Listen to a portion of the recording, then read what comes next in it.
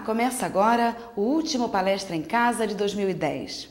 Hoje nós vamos falar de Jesus e da importância do Natal para nós aqui no planeta Terra. Carlos Escaramuza fala de como o Natal muda o comportamento das pessoas que se aproximam mais de Jesus nesta data. Confira. Natal não há como nós não sermos envolvidos por esse clima de cordialidade, por algo que mexe um pouco com os nossos conceitos. Independentemente de nós percebermos que com o passar dos anos nós vemos muito da mercantilidade nesta época natalina, de uma forma ou de outra, mesmo que de uma situação totalmente mística, isso mexe conosco. Faz com que muitos de nós comecemos a ter uma vontade de fazer uma contabilidade de final de ano e nesta contabilidade fazer com que nós busquemos esclarecimentos para o nosso espírito, nos sensibilizamos em ver os próximos que durante os outros dias do ano estiveram tão próximos de nós e nós não víamos com os mesmos olhos que hoje costumamos enxergá-los, vê-los. Eventuais contatos trocados que desde há muito não aconteciam, situações invertidas, distância entre as pessoas. Mas isso mexe um pouco conosco. Algumas pessoas que raramente se comunicavam, até tive o prazer de uma comunicação de uma pessoa esta semana, não foi nem por telefone e nem pessoalmente, veio pela era do meio, mas veio. Ui lá lá, disse eu quando eu recebi a mensagem, as pessoas realmente estão se sensibilizando com esse clima, já foi dado um grande passo. Mas para que nós possamos vivenciar um pouco mais desse clima natalino, desse sentimento que deve mexer realmente com as pessoas, nós precisamos buscar esclarecimentos. E a doutrina espírita abre essa oportunidade do conhecimento para que nós possamos vislumbrar sob a ótica espírita certas situações ou certos conceitos que nós trazíamos dos ensinamentos que tivemos, de eventuais outras fundamentações religiosas que nos propiciaram a fé, mas começamos a refletir e usar a nossa inteligência para o entendimento.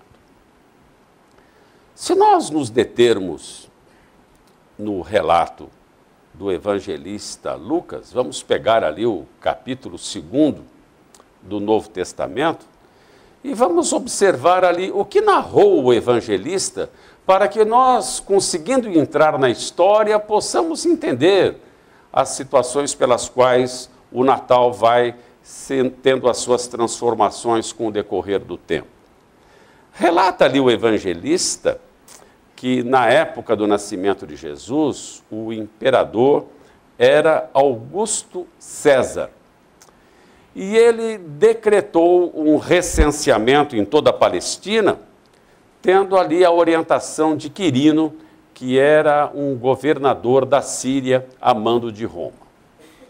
Por que será esse recenseamento, né? Será que era só para saber quantas pessoas realmente tinham? Ou tinha lá no fundo mesmo, um objetivo de cunho fiscal? Se nós pararmos para observar esse relato, nós vamos perceber que, na época, Roma era a senhora que dominava todo mundo. E esse recenseamento nada mais era do que saber quantos potenciais pagadores de impostos sustentavam a boa vida e a aristocracia romana. Ainda no relato de Lucas, os judeus eles deviam ser recenseados na sua cidade de origem e não na cidade em que transitavam ou em que moravam. E isso realmente provocou um movimento muito grande nas estradas da época. José, que morava com Maria na cidade de Nazaré, ele era de Belém e viu-se, portanto, na contingência de ir à sua cidade de origem, o que era uma viagem entre Nazaré e Belém de aproximadamente 5 dias. E nós sabemos como era o meio de comunicação, de translado de uma cidade para outra na época. Ainda nesse relato, nós vamos observando ali que provavelmente a estalagem estavam todas lotadas e o casal precisou acomodar-se num estábulo. Vamos continuar ainda a observar esse relato. É interessante que o evangelista Lucas, ainda no versículo 7º desse mesmo capítulo, ele com absoluta economia de palavras, ele faz o seguinte comentário. Reticências, e teve um filho primogênito, e o enfaixou, e o deitou em uma manjedoura, porque não havia lugar para eles na hospedaria. Um relato curto, poucas palavras. Além desse relato, o que nós, homens, provocamos no decorrer dos tempos foi realmente a imaginação. Era um costume hebreu envolver realmente as crianças em faixas, que não era um objetivo apenas para aquecer a criança, mas para que ela tivesse os seus movimentos limitados, e acreditava-se que isso garantiria braços e pernas fortes, sem problemas. Poxa, não precisamos ir voltar tanto tempo assim na história. Lembro-me da minha criação, era tanta faixa, que se você segurava na ponta do pé ou na cabeça, a posição era sempre a mesma. Não havia nenhuma alteração. Me lembro muito desse quadro na minha época. Ainda continuando esse relato, pastores ali que tomavam conta dos seus rebanhos, receberam a visita de um anjo que os disse que finalmente o emissário divino que tanto era aguardado tinha chegado e que eles haveriam de encontrá-lo em um estábulo nas cercanias de Belém, envolto em panos. E o demais da história todos nós conhecemos, ainda relatado aqui pelo evangelista, que outros anjos apareceram e num coro celestial que todos nós conhecemos, entoaram a proclamação: glória a Deus nas alturas, paz na terra aos homens de boa vontade. Vejam só, depois desse relato, os pastores realmente encontraram Jesus e lhes renderam as homenagens. Então nós temos aqui em breves palavras, para nós extrairmos e analisarmos e verificarmos a profundidade disso, o nascimento de Jesus, comemorado de uma forma muito festiva em 25 de dezembro, a data considerada magna do cristianismo, o acontecimento realmente mais marcante da história. Natal, a palavra Natal significa nascimento. E esse clima de esperança e fraternidade que eu disse antes, realmente, ele prepondera nas comunidades cristãs. Jesus parece mais próximo dos homens. Será que seria essa a verdadeira colocação? Ou o correto seria dizer que nós que estamos mais perto dele em função da mística natalina, a exortar a boa vontade, a vontade de ser bom. Nessa época isso mexe com a gente, né? A vontade de ser bom parece que prepondera em todos os nossos dias. Agora, se nós refletirmos sobre a narrativa de Lucas, uma mensagem bela, poética, mas a interpretação bíblica sugere que ela, eventualmente, não guarda uma grande fidelidade dos fatos. Vamos para os porquês ou as eventuais deduções que podemos tirar do relato de Lucas. Vamos começar com o recenseamento. É estranho que os habitantes da Palestina, na época em torno de aproximadamente 1 milhão de judeus, se submetessem ao censo na sua cidade de origem. Não seria mais prático fazer na localidade aonde eles residiam, como manda a boa lógica? Dá para nós imaginarmos a confusão reinante em função dessa situação que seria absolutamente desnecessária. O Natal modifica realmente as pessoas, torna as pessoas mais sensíveis, mais amorosas, mais carinhosas. Isso tudo por quê? Porque estamos falando de amor, estamos lidando com mais amor entre as pessoas, entre as nações, entre o mundo. E nessa época, nós facilitamos o trabalho do plano espiritual. Por quê? Porque estamos realmente mais abertos a essas coisas boas, essas energias positivas. E os trabalhadores amigos do plano espiritual conseguem se aproximar mais de cada um de nós. Quando nós estamos abertos a esse amor, a esse carinho, eles trabalham também com mais facilidade e com mais parceria conosco, deixando que o planeta fique numa vibração mais tranquila também. E dessa forma, nós podemos fluir mais através do amor, nós podemos tratar mais da cura, nós podemos tratar mais das reconciliações de uma forma diferenciada. E nós vamos para um rápido intervalo, já voltamos com muito mais para você. Não saia daí.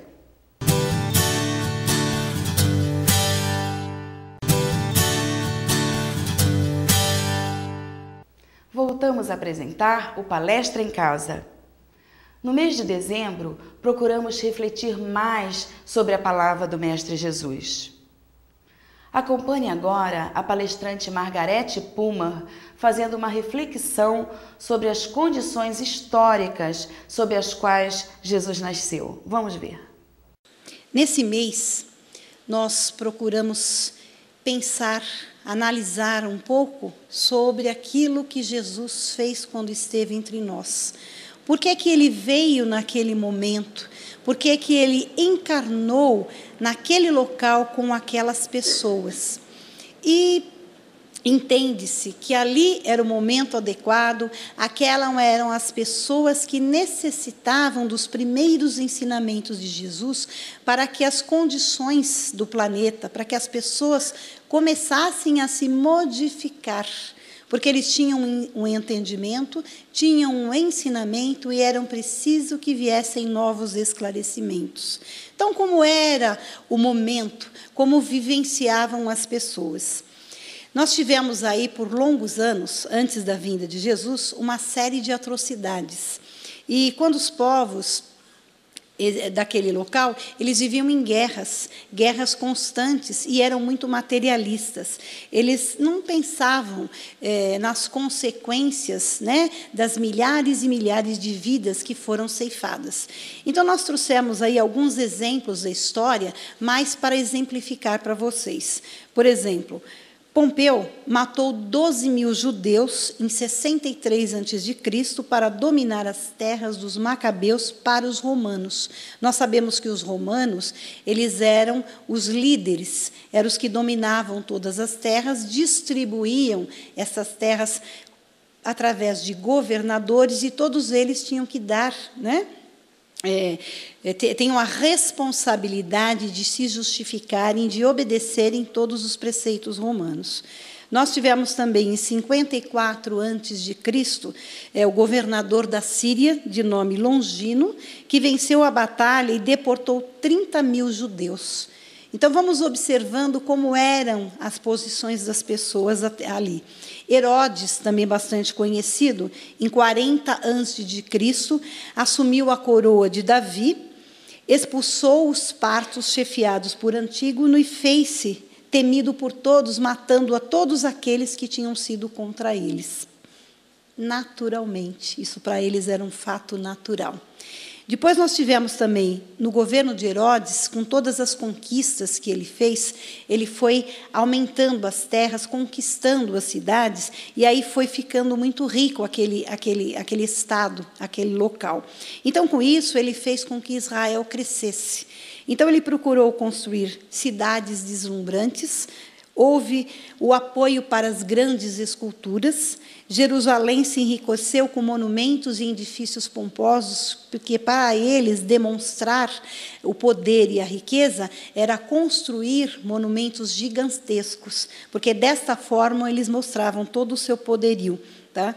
E também, nesta época, começou-se a construção de teatros e circos. Aqueles circos que nós conhecemos das histórias, onde eles pegavam os povos, as pessoas mais simples, que eram tratados como animais, eram colocados nos circos para as grandes lutas, né? Eram oferecidos aos animais para serem comidos ali, servirem de diversão às pessoas que tinham uma condição social melhor e que também tinham algum cargo no governo. Então, imaginemos nós, nesse período, nesta época, será que com o nosso conhecimento hoje nós aceitaríamos tudo isto? Claro que não. Mas as pessoas, elas viviam dessa forma e achavam tudo isto muito natural. Nesse momento também, só completando, né, toda a vinda do Herodes naquela época, ele construiu também o primeiro porto em Cesareia e um novo templo em Jerusalém. Herodes, ele mandava matar todos aqueles que ameaçavam o seu trono. Por quê? Não havia a menor consciência do que vinha a ser família. Então, para ele e para outros daquela época, até os parentes que atrapalhavam o seu governo, eles mandavam exterminar. Como, por exemplo, a segunda esposa dele, Mariane, e o filho dela, Aristóbulo, que era o herdeiro legal. Como eles estavam atrapalhando o governo, ele mandou matar a todos. E um outro dos seus filhos, chamado Alexandre. Ele desencarnou em 4 depois de Cristo e deixou 3 herdeiros no final. O nome deles, Arquelau, Herodes Antipas e Herodes Filipe I. Arquelau, junto com o outro irmão, se uniu e acabou deserdando Herodes Filipe I. E os dois dividiram as terras das quais eles governariam para depois dar satisfação para o governo romano. Então, Arquelau ficou com Gaulanitida, Traconitida, Bataneia e Paneias. Depois ele conquistou a Samária, a Idumeia e a Judéia, tendo Jerusalém como capital dos seus domínios, né? E Herodes Antipas ficou com a Galileia e a Pérea, onde fica Nazaré. E Herodes Filipe, como nós falamos, foi deserdado. Então, o que aconteceu? Até entre eles brigavam. Então, todas as localidades que eles consideravam importantes, eles acabavam se submetendo em guerras entre si. Então, por exemplo, o lago de Genezaré, também conhecido, foi disputado e Herodes Antipas venceu, erguendo num dos locais onde havia um cemitério a cidade de Tiberíades. E é por isso que nas histórias eles dizem que os judeus diziam que esta cidade era considerada impura, porque foi construída em cima de um cemitério. Então vejam bem, o Arquelau, um dos filhos de Herodes, ele era tão ruim quanto o pai. O que ele fez para crescer e enriquecer ainda mais? Ele fez do povo mais e mais escravos e obrigou que, com o suor, eles fossem construindo novas cidades. Tá? Esse período foi um período que começou a causar revolta entre as pessoas e começaram a haver muitas revoluções. Essa revolução ela chegou até o governo romano, que tirou o Arquelau, né? O Arquelau colocou um outro governador, que mais ruim ainda do que ele, o que ele fez para dar o exemplo? Mandou crucificar 2.000 judeus. Então, vejam bem, este era o momento histórico, quando da vinda de Jesus.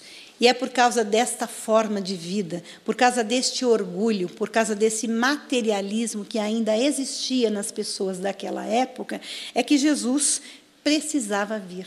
Era o momento em que ele deveria estar junto conosco também. Jesus, quando se fala dele, muito se diz que ele também era um descendente de Abraão, porque naquela época se dava muita importância às descendências. Então, quem estudar um pouco de história vai verificar que de Abraão até Jesus se passaram 42 gerações. Então, olha como eles davam importância a tudo isso. E hoje nós sabemos que essa ascendência tem pouco significado. Por quê? Ao reencarnarmos, ora nascemos ricos, ora pobres, ora nascemos numa família, ora nascemos em outro estado, em outro país, e assim sucessivamente, conforme a nossa necessidade de aprendizado. Mas para eles, isso era bastante importante. E onde vivia Jesus? Jesus, ele passou toda a sua infância como súdito de Herodes Antipas na Galileia. E nessa época, o procurador romano da Judéia era Pôncio Pilatos. Então, Pôncio Pilatos, como governador local, ele tinha poder sobre todo o povo, ou seja, ele podia fazer do povo o que quisesse, mandar tornar escravo, mandar matar, tomar conta dos bens que essas pessoas possuíam, porque era assim que era dividido o pensamento na época. Então, ali existiam 3 classes conhecidíssimas. A primeira era dos saduceus. Eles eram os ricos, eles constituíam a aristocracia feudal. Eles eram encarregados dos ministérios religiosos, ou seja, eram eles que comandavam, né, tudo o que existia na parte religiosa. Eram rigorosos na aplicação da lei, mesmo porque eles recebiam as preferências. Então, eles dominavam, eles julgavam de acordo com a lei, mas sempre de acordo com a preferência que eles tinham também. E não eram questionados, porque, por pertencerem à classe rica, eles tinham privilégios. A segunda classe era a classe dos fariseus. Eram as pessoas da classe média. Eles também tinham predileções, eles eram independentes economicamente e eles procuravam se manter de bem com os romanos, embora não gostassem deles. E a última classe, que é o povo. O que era o povo? Era uma reunião de mendigos, tecelões, trabalhadores braçais, artesãos e pequenos agricultores reduzidos à extrema miséria por causa dos impostos que eram cobrados naquela época. Então, eles foram se reduzindo e ficando cada vez mais miseráveis também. Eram chamados de proletariados e eram odiados pelas outras classes sociais, porque as outras classes entendiam que eram privilegiados, que haviam nascido nessa condição financeira por merecimento, e assim todas as outras classes também contribuíam para que o povo fosse massacrado, fosse maltratado e vivesse uma vida de escravidão também. Jesus veio numa época em que as pessoas precisavam se modificar, precisavam começar a ver a vida e o mundo de uma forma diferente. Naquela época, não se pensava muito na lei de ação e reação, na lei de causa e efeito. Então, alguma coisa precisava ser feita para que o povo levasse uma sacudida, mexesse por dentro de si mesmo, através do seu sentimento e através da reflexão. Então, muita coisa aconteceu forçando essa mudança interior. Nós começamos a ver que as atitudes, as reflexões, as formas de agir tinham, sim, um resultado ou bom ou mau, de acordo com cada pessoa, de acordo com o sentimento que brotava dela, para que aquilo fosse feito, fosse refletido, fosse acontecendo na vida do ser humano. Então, alguma coisa, às vezes, precisa ser forçada para que a gente modifique. Isso ainda é até o dia de hoje. Quando nós estamos muito tranquilos, quando nada acontece, as coisas parecem que vão ficando mais soltas e nós mesmos não nos policiamos para o certo, para o correto, para aquela mudança interior. Vamos para um rápido intervalo e voltamos já já.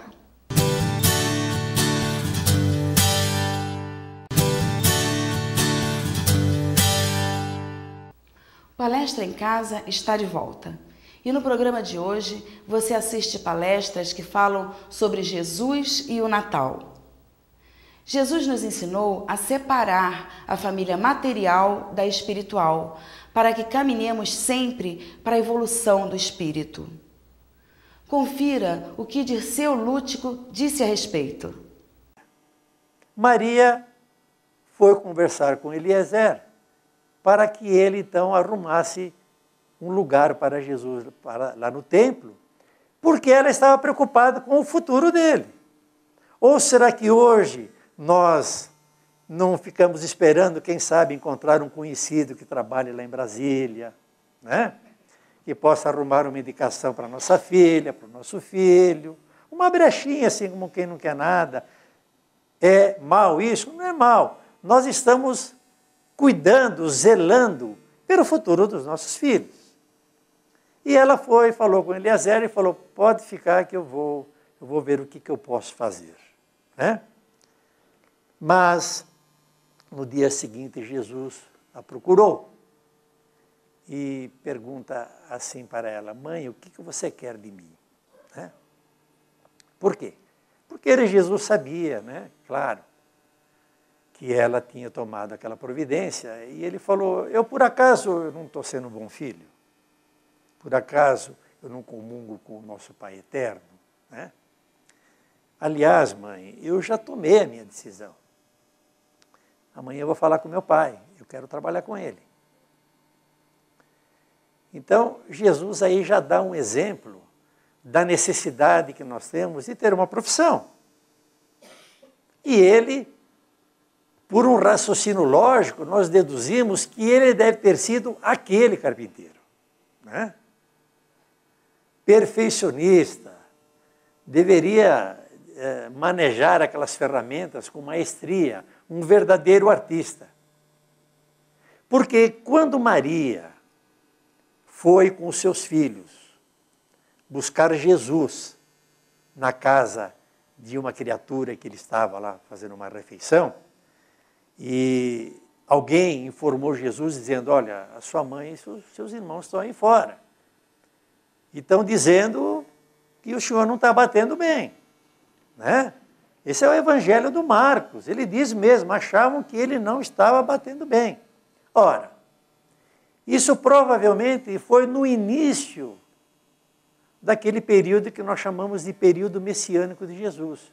Que ele deixou o lar dele, deixou as atividades comuns dele para sair no mundo afora e divulgar o seu evangelho, a sua boa nova.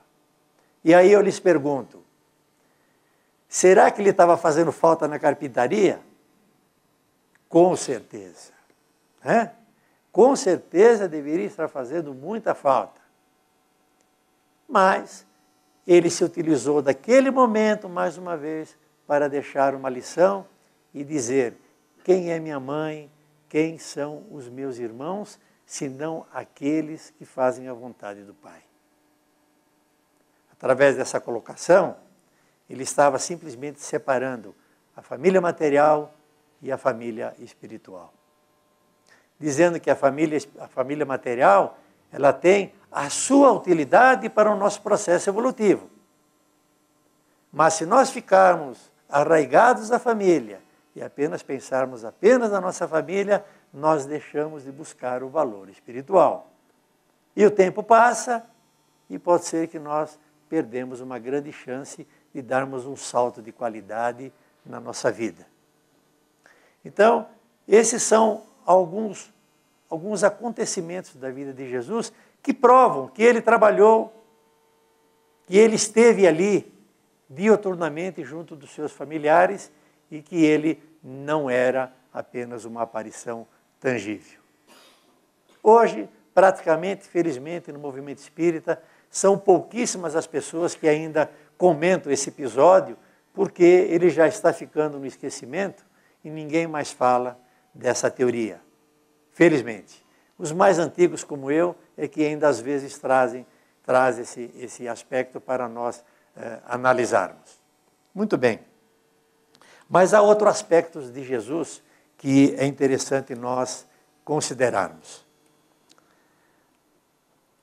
Houve um diálogo quando ele estava conversando com os seus apóstolos, lá no início da sua caminhada, e ele já tinha conhecido Judas,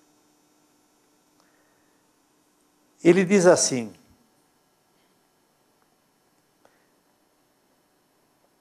será que Deus precisou das riquezas precárias para construir as belezas do mundo? Em mãos que saibam dominá-lo, está falando da riqueza, em mãos que saibam dominá-lo, o dinheiro é um instrumento útil, mas nunca será tudo, porque acima dos tesouros perecíveis está o amor com seus infinitos recursos. Diz ele assim ainda: organiza a tua bolsa de cooperação e guarda-a contigo. Agora ele já está falando com Judas, porque o Judas já havia feito um comentário que eles precisavam ter recursos para se custearem, né? Durante aquelas viagens, aquelas saídas que saíam com Jesus. E diz ele assim: organiza a tua bolsa de cooperação e guarda-a contigo. Estava falando para o Judas guardar o dinheiro, porque ele era um comerciante, então estava acostumado a lidar com dinheiro. Nunca, porém, procures o que ultrapasse o necessário. Não sabemos se Judas entendeu.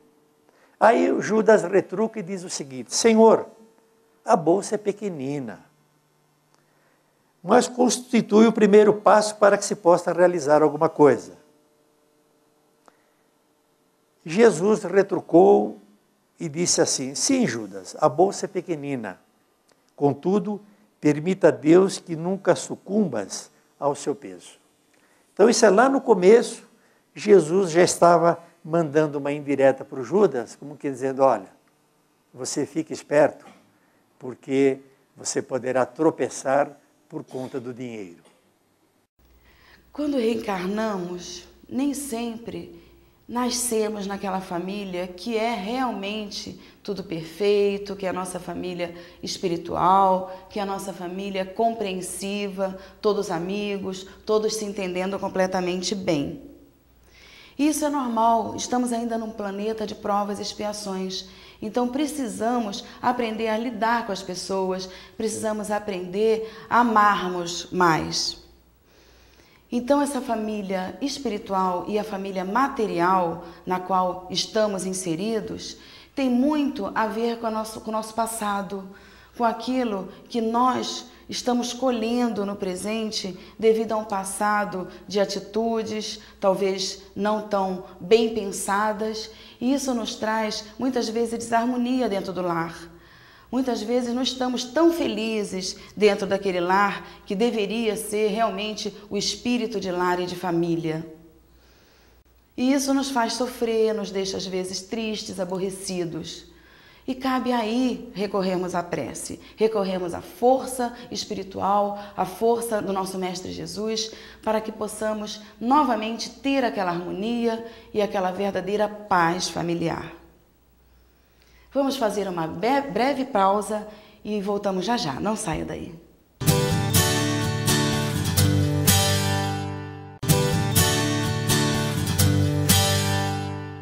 Estamos de volta com o último bloco do Palestra em Casa. No programa de hoje, palestrantes nos falam sobre a importância do Natal e de Jesus. O palestrante Carlos Escaramuza interpreta os fatos bíblicos sobre a visão da doutrina espírita. Confira. Nós estamos aqui tendo a oportunidade de colocar a razão à frente da emoção, que nos deixa bem evidente a doutrina espírita para nós analisarmos os fatos.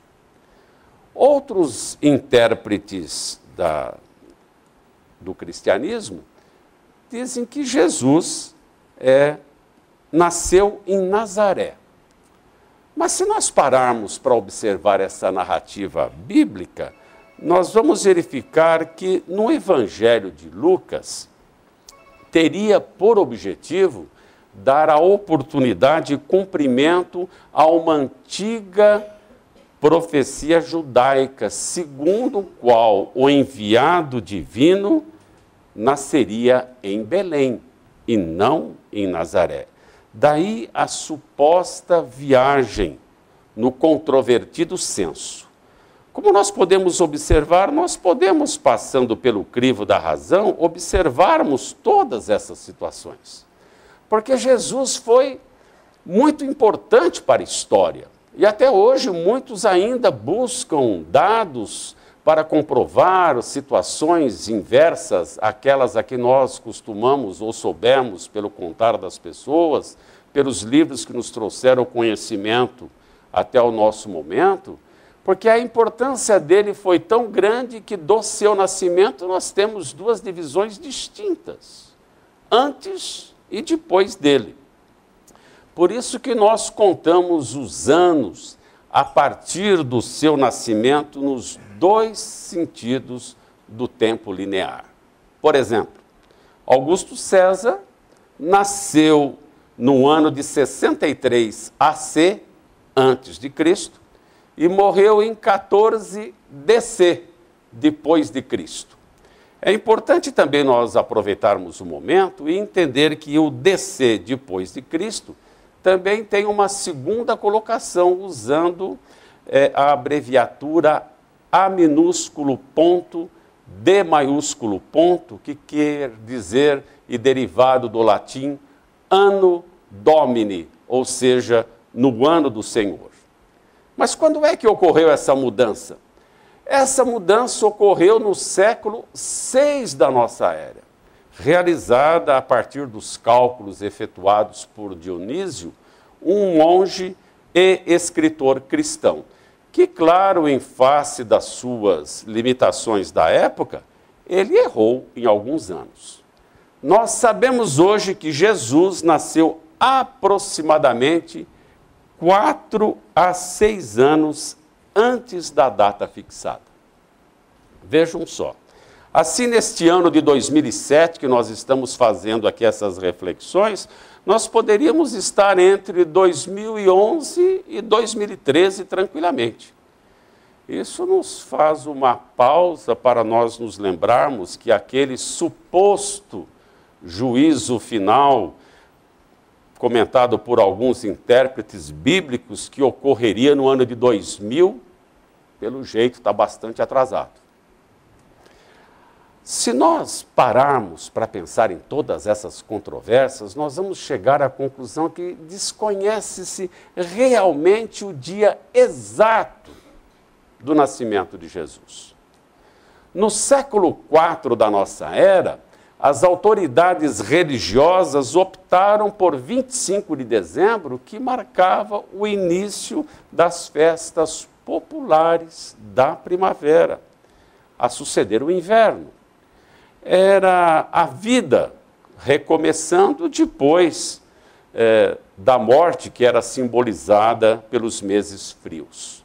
E considerava-se o nascimento de Jesus o marco do renascimento espiritual da humanidade. Assim como o dia sucede à noite e a vida sucede à morte. Portanto, essas dúvidas que marcam o natalício do Senhor, longe de tirarem a beleza, o brilhantismo do Evangelho, apenas demonstra que nós não devemos nos deter em detalhes que são perfeitamente dispensáveis. Nós devemos centralizar, e isto é o grande objetivo, para que a nossa sensibilidade como espírito detecte e passe a interpretar desta forma, que nós devemos realmente observar o que foi de relevante na sua missão, destacando o seu principal objetivo. E qual foi o seu grande e principal objetivo? Ele veio nos ensinar como construir o reino divino, a partir de um alicerce fundamental, o amor a Deus sobre todas as coisas e ao próximo como a nós mesmos. Eu reservei aqui alguns comentários ainda para nós percebermos que, além dele nos ensinar isso sobre o reino divino, ele não veio destruir a lei, veio apenas cumpri-la, apropriá-la ao grau de entendimento nosso para a época, respeitando todas as nossas diferenças individuais. Ele veio modificar profundamente as leis mosaicas, combatendo aquele abuso das práticas exteriores e das falsas interpretações. Este é o grande objetivo que nós devemos nos deter para entender a respeito do Mestre querido, do Mestre Jesus. Agora nós podemos dar uma paradinha aí sob o ponto de vista da ótica humana. Será que Jesus não deveria vir como filho de um imperador romano? Não seria mais prático ele desfrutar esse poder naturalmente para desempenho da sua gloriosa missão, impondo a sua mensagem aos homens? As legiões romanas seriam realmente a garantia do cumprimento das suas determinações. Isso sob o ponto de vista da ótica humana. Mas nada disso aconteceu. Jesus preferiu nascer numa das mais obscuras províncias do Império Romano. Foi ali a sua escolha, filho de um humilde carpinteiro. Não quis desfrutar de eventualmente outras circunstâncias pelas quais ele tivesse vindo a nós. E essa região obscura do Império era tão distante de Roma, mas tão distante, que era o palco dos acontecimentos culturais marcantes da época, que a história praticamente quase que o ignorou. Mas aí vem a indagação, mas então por que semelhante escolha na obscura Palestina? Para que nós possamos entender realmente a história, para que nós possamos buscar, desenvolver a nossa capacidade de pensar para entender o porquê disso, nós devemos considerar um fato diferente que distingue Jesus de qualquer outro líder religioso de uma forma geral. E todos nós sabemos o que é que o distingue de tantos outros. Ele foi o único que em todas as circunstâncias ele exemplificou a sua mensagem, viveu os seus ensinamentos. Diferente de tantos e outros líderes religiosos de um pretérito recente ou de um presente trazido para os nossos dias, que eventuais fundadores de eventuais outras crenças, de outras religiões, em que são detectados flagrantes contradições entre o que pregam e a realidade do seu dia a dia. Essa a grande diferença.